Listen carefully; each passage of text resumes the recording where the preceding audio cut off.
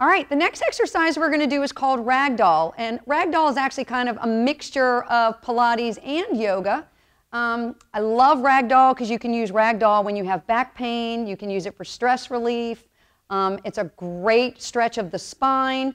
It deals with what we call articulation, which I'm going to tell you a little bit more about as we get into the exercise. But let me show you the exercise first. I'm going to get Chris to turn to the side for me. I'm going to quickly put her in her alignment principles. So if she goes into her bad posture first, I'm going to put the string on her head. I'm going to go pull up. If she lifts from the chest or the rib cage, you're going to see her shoulder blades go down, which again puts her in her natural curve. And as you notice, she and Vicky have a very similar curve to their back. Theirs is a little bit more excessive than what we call a natural or neutral curve, which again now puts her hips into pretty close to her natural alignment. She's able to pull her belly button in. What I want Chris to do is, because we're going to be stretching the cervical spine and what we call the thoracic, or the little bit of the rounding part of the spine that's at the upper back, and then what we call the lumbar, the big curve of her spine, I'm going to get her to articulate, and that is separating each vertebra as she goes down, and then if they were building blocks, we're going to stack them one by one back into her natural curve. So it starts like this: crown of the head's up, she's going to lightly inhale.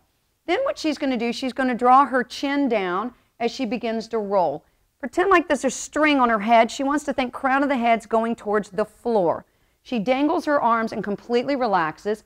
And the belly button, she wants to keep it away from her thigh the entire time.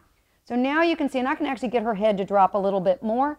Her upper back is rounded, her neck is nice and relaxed, her lower lumbar is stretching.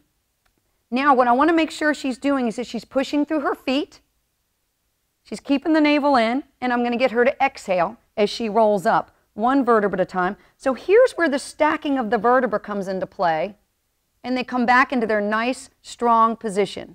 All right, we're going to try that one more time. The other thing I'm going to get her to show you is if she puts her hands on her hips, if she does this as a forward flexion move, which turns into a strength exercise, it's going to be an immediate red flag to her that it's wrong. So I'm going to get her to hinge forward, and you're going to notice when she hinges, her fingers kind of start to disappear. Now come back up for me. Now if she does it where she's actually pulling the belly button away from the thigh or towards the spine, go ahead and roll down, you're going to see her hands are going to stay right flat so they don't disappear, and then slowly roll up. I'm going to show you this one with me too, just because everybody looks different in their curve. Here's my fingers. If I hinge, hope you can see my fingers are disappearing. And if I stretch, my fingers stay flat. It is so important to understand the difference between the stretch and the strength. All right, so standing up nice and tall, I'm going to run through it one more time. Crown of the head is up. She's lengthening through the back of the spine. The shoulder blades are together. We're going to lightly inhale.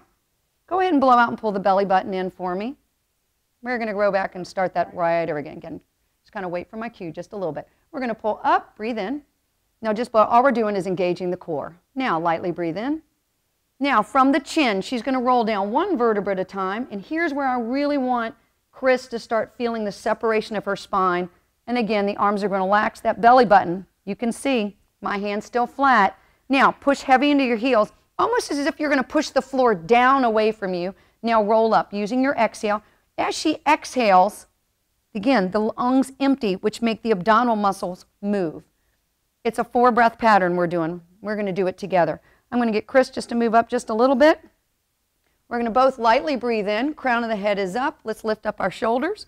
And again, lifting up from the chest, belly button's in. Lightly breathe in.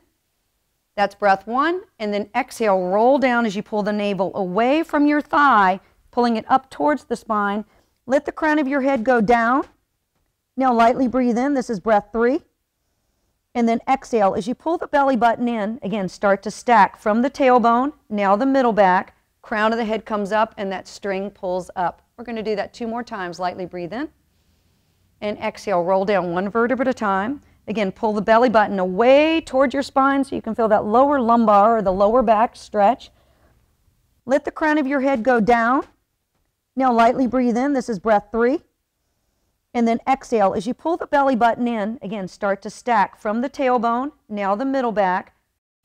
And exhale, roll down one vertebra at a time. Again, relaxing the arms, keeping the navel pulled in. Let the crown of your head go down. Now lightly breathe in. This is breath 3.